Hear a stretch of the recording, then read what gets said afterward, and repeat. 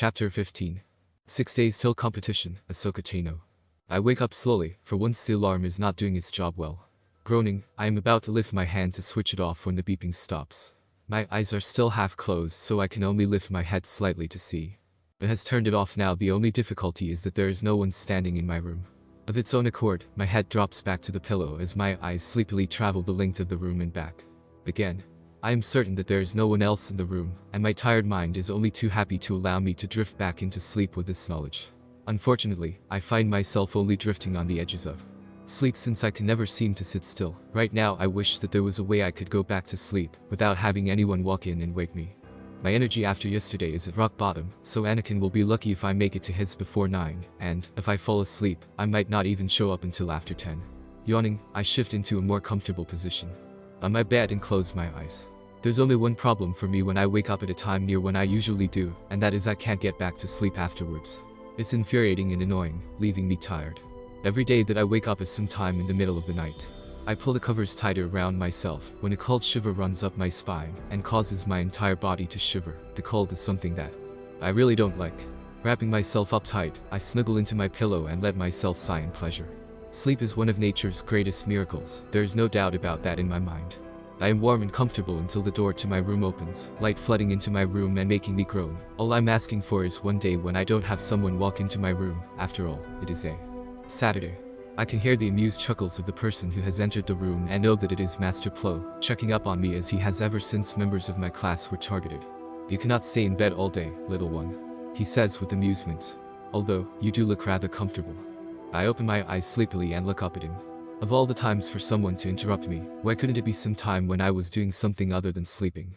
"It is a Saturday," I point out. "Can't I stay in bed for a little longer?" "Did you tire yourself out yesterday?" Master Plo asks. "Yes," I say. "Though I'd rather not have done." I add quietly, even though he probably heard me. "Preparing for a competition as important as yours is taxing, Ahsoka. I'm sure there are many people in your class who wish they could stay in bed," Master Plo reminds me. I groan in annoyance, knowing that he is right. But surely, he can't expect me to believe that none of them have slept in for a little bit longer than usual. "Haven't any of them slept in?" I ask. "As far as I know, they have been unable to because of their alarm clocks," Master Plo says. "Speaking of which, why hasn't yours gone off again?" I lift my head slightly to look at my alarm clock and see that, for an odd reason, the alarm setting has been turned off. Of course, when there's only one person sleeping in one room with one alarm clock, there's an obvious way to see who's going to get the blame for something that happens. "You turned off the alarm setting," Master Plo states with a hint of disbelief, though I'm not sure why. "Only Jedi Masters have the code to do that." I frown. Is he serious? They really must take the time that people get up seriously if they only give the code to Jedi Masters. I could have sworn that they had more important things to do, like fighting a war. For one, rubbing my tired eyes, I sit up and dangle my legs over the side of my bed. "I didn't do it," I say honestly. "It just turned off a few seconds after it woke me up." Master Plo sighs. Thankfully he seems to have an idea of how it happened in his head. "You must have used the Force to do it," he reasons. "It has happened before." "Well, make sure you get up. I will know if you've gone back to sleep." With that, I think it was a type of warning. Master Plo departs my room, and I have to resist the urge to just flop down on the bed and go right back to sleep. For some reason, whenever I wake up I want to stay awake, but then if someone comes in and tells me to get up I want to go back to sleep. Maybe it's a kid thing, I don't know. Sighing, though it is sort of a groan and a sigh, I stand up and have to put my hand out to steady myself when the room seems to spin, and my vision goes blurry. Just as soon as my vision goes blurry, it comes back again, but my head feels suddenly hot, and I feel slightly drowsy. Shrugging it off, I walk into the fresh air and get changed somewhat slowly, due to the fact that I remain feeling lightheaded. No matter, Anakin can heal me, he always does even if there's only a small thing wrong with me. After getting changed and brushing my teeth, I walk back into the main part of my room and sit back down on the bed. There doesn't really seem to be much to motivate me today because I am so exhausted, but if I don't go about my usual business, Master Plo will give me a lecture and so on. Sucking in a deep breath, I stand up and groan when the same dizziness and blurry vision returns. Maybe there is something wrong with me.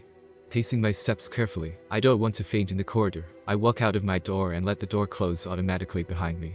There are already loads of Jedi about, so I know that I must have slept in for a minimum of 5 minutes at least. I tried to sleep, and I have not taken 2 steps when I am practically jumped on from behind.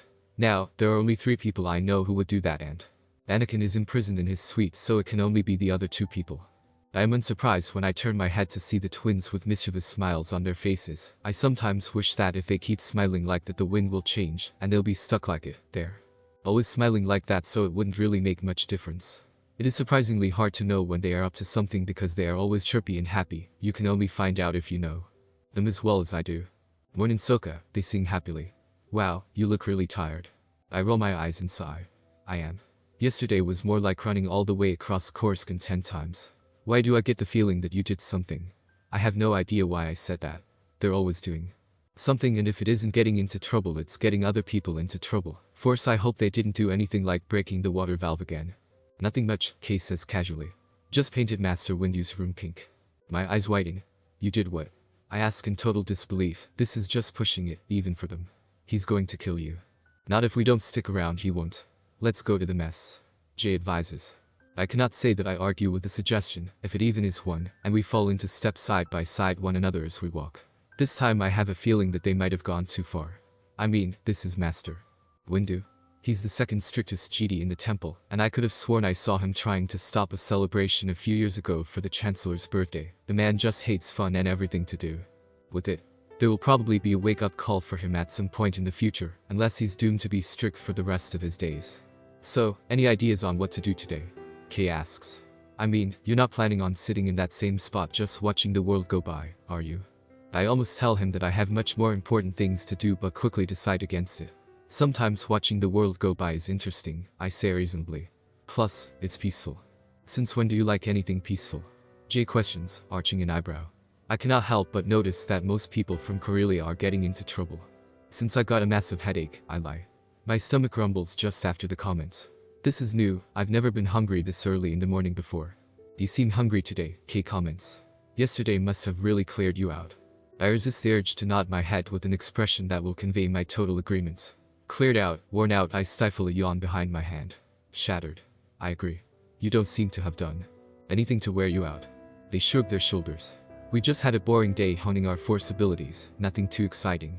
Then again, I suppose that's the most exciting thing around here nowadays. My lips twitch slightly. If only they knew we reached the mess hall with both the twins locked in a hefty argument about which speeder is the best in the Republic. I ignore the urge to tell them my opinion. Since I knew nothing about speeders until Anakin taught me, and retrieved my breakfast from the counter. For an odd reason, the droid behind the counter spends a few moments looking at my face and then gives me almost double the usual amount of breakfast. When I sit down I frown and begin to wonder why it gave me this much. Maybe it has a malfunction or something. The twins join me and spend long moments staring at my plate. Force J comments. Even the droid must have known you were ill. I furrow my brow. What? I ask stupidly. They must have hit their heads or something. If I was ill then I would certainly feel it, or Anakin would have healed me. You look ill, Kay says simply, taking a bite out of his toast. Didn't you know? You're pale. Yeah, but not that really sickly kind of pale that lets people know that there is something really wrong with you, Jay adds when I open my mouth to talk. You just need to eat something. We can sense it. There's no arguing with that. I start to eat my breakfast and start to grow a little uneasy when a few fellow younglings give me a concerned look as they pass. Not all of them do, but enough to let me know that I should ask Anakin to make sure I'm alright. I eat quicker than I usually would, probably due to hunger, and have just about finished when I sense someone who is very frustrated approaching. Lots of people frown and look to the door, the twins included, but I simply down the contents of my drink. Suddenly, the twins hang their heads low and seem to get closer and closer to their breakfasts. That's when I hear footsteps headed in our direction, and I realize who it is. Master Windu. He's not happy. The footsteps stop abruptly directly beside our table, and the three of us look up to see Master Windu standing there, his arms crossed over his chest, and his expression pure steel. The twins are going to be in so much trouble. Who did it? Master Windu demands at once. I know that it was you two, so you might as well admit it. He adds to the twins, ignoring me. The twins do not answer and simply stare at their food with expressionless faces. Master Windu sighs in exasperation. That's it, he says in all seriousness. You both had many chances, but this is the final straw. You're both going to be expelled. The entire room goes silent, and I can feel the twins' fear and regret coming off of them in waves. I knew that Master Windu would not be happy, but I never imagined for a moment that he would take it this seriously. Of course, there's a way that neither of them will be expelled, though it might cause some other problems. But what can I say? I owe J1. I did it. I say unexpectedly. Master Windu looks at me in shock and then disappointment. You did you? He asks, his tone laced with warning. And what exactly is it that you did? I swallow. The man is giving me look 100 times worse than Master Yoda ever could. I painted your room pink. I reply, making several amounts of amusement come off of the other younglings in the room before they carefully stop their emotions from flowing. Master Windu narrows his eyes at me and jerks his head towards the door. Not needing an explanation, I stand and head for it, my head somewhere in between being held high and being held low. The twins are looking at me with utter shock, but Master Windu does not seem to care as he follows me out.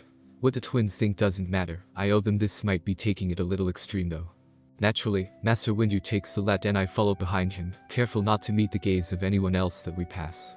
They know that I am in trouble, of course, but considering that I know I haven't done anything wrong, I don't really care about their disapproving emotions. I'm not going to tell anyone that I took the blame for the twins, except maybe Barris and Katuni, but the knowledge that I didn't do anything wrong is enough to keep me just as bright as ever. After all, the things you do for your friends are the best things you'll ever do. We turn a corner, and the entire walk is in silence until we reach Master Windu's quarters, and he silently orders me inside, whilst he keeps the door open. I stop and gape at his quarters. The other, adjoining rooms are covered in a thin pink paint color, but the main room is painted with what is obviously thick paint that is designed never to come off. Why do I have the feeling that my day is about to become much worse than I thought it would be? Master Windu enters the room and the door closes automatically behind him. Beside one of the walls is a cloth and bucket of water. My eyes widen. Surely he doesn't expect me to. I assume you know what your punishment will be, he states matter-of-factly. I would cancel any of your plans for the weekend if I were you. You have to clean up the mess you made, and I can't imagine that cleaning the ceiling will be an easy task. Ceiling? I repeat quietly, looking up and repressing a groan of annoyance. Of all the thick-headed, stupid, arrogant, reckless. Not only has the ceiling been painted, but the floor as well. This is going to take me forever, and I know that there is every possibility that it will take some of the time in the weekdays for me to wash the paint off of everything. The sound of the door opening shakes me out of my musings, and I turn my head to look at Master Windu. He has a smug aura around him that makes me automatically think of a million ways to get rid of his smugness. I suggest you get started, he says, turning to leave. And my droid will be at the door to stop you from trying to leave. The moment the door closes behind him, I groan and put my head in my hands. This has to be the worst decision I've ever made. Not only that, but now I won't be able to go and see Anakin for the rest of the weekend and possibly Monday too. He isn't going to be happy, that much is clear, and I will have to explain to him, and then I'll have to spend an entire day revising and then come close to passing out. On the bright side, at least the twins aren't going to be expelled from the Jedi Order. Sighing, I let my hands fall to my sides and walk over to the cloth and bucket of water. He doesn't expect me to do this by hand, does he? Realizing that this is exactly what he wants me to do, I groan and pick up the cloth. Maybe I can get the paint off quickly and then go to Anakin later on. This might not take so long. I wet the cloth and try to scrub the paint off the wall, except it hardly does anything to it. The best that happens is the paint moves by about half a millimeter. My mouth folds open slightly in a mixture of annoyance and disbelief. I really need to ask the twins where they get this stuff, and I glance at the door before starting to scrub, this time with a little more pressure. I feel like some kind of servant in some ways. In other ways I think that this is just a legal way of enforcing child labor, and I do not make any complaints out loud because there is no one to listen. It takes a minute before any kind of change occurs, and even then it is only a small area that has dimmed slightly, and I have to put most of my energy into it. A plan to find a way to get my payback on Master Windu begins to form in my mind, except I stop thinking about it when I realize that I would only end up in a situation like this again. Gritting my teeth, I work hard to get the paint off of the wall. It is so much harder than any lightsaber technique or force training because of the fact that this is designed never to come off, especially not to something as simple as a cloth and bucket of water. In my frustration, I pick up the bucket of water and throw its contents at the wall. The paint seems to come off a little easier, so I refill the bucket and repeat my earlier actions. Of all the days for the twins to do something this foolish, it had to be a Saturday. I stand on a table to reach the top of the wall. When this is over I will be very happy. Foolhardy. That's how I'll think of the twins from now on. The most stupidest people on the face of Coruscant, and possibly the rest of the galaxy too. I've cleaned every room so far and resorted to hanging off light fixtures so that I could clean the ceilings. The floors were probably the easiest part, and I am just finishing up on the one in the lounge right now. I am absolutely shattered. The chronos says that it is too. The clock in the morning and Master Windu hasn't even showed up once yet. Being awake for 20 hours is not exactly a healthy thing, and I finally understand why people think that we should only be awake for 12 hours of the day and asleep for the other 12. At least then I would have enough energy to get this done. Yawning and not bothering to stifle it, I scrub the last few splurges of paint on the floor as hard as I can. When I get out of this, the first thing I am going to do is go to my room and go to sleep. I honestly Don't care if it's only for 4 hours. I haven't had anything to eat or drink, and I haven't so much as sat down on anything comfortable or had a break. All in all, there should be a lot to prevent me from feeling this completely defeated. I have to force my eyes to stay open and throw some more water onto the floor to help me get rid of the remainder of the paint. The force has not helped me to maintain my energy. For some reason I feel strangely cut off from it, and I know that my tiredness has something to do with it. Once the last dot of paint has gone, I look around the floor with tired eyes to see if I missed anything. Luckily, I didn't, and I fling the clothes lazily back into the bucket of water, which is barely full. The twins owe me big time for this. Standing on shaky legs, I walk over to the sofa and sit down. I actually intended to just go straight to my room and fall asleep, but this time there is nothing I can do to prevent myself from just relaxing where I am. Yawning once more, I let my head fall down to the armrest and my eyes close of their own accord. I just want to fall asleep forever and ever right now. The idea of eternal peace is something I welcome. My ears start to ring, and my head suddenly feels like lead upon my shoulders, even though it is resting on the armrest. I feel like I am a dead weight, and I know that I will not be able to stay awake for much longer. Silently, I make a vow. The next time I help someone, it will only be under very strict conditions. 1. It will be a life or death situation, or something similar. 2. It has to mean something extremely important to me. 3. There has to be some kind of compensation in any form, just more than a simple thanks. Sighing, I relax completely and let myself drift off to sleep. However, just before I do, the door to Master Windu's quarters opens and someone walks in. I have no idea who it is since I am now half asleep, but I do catch a small part of what they say. Taking the blame.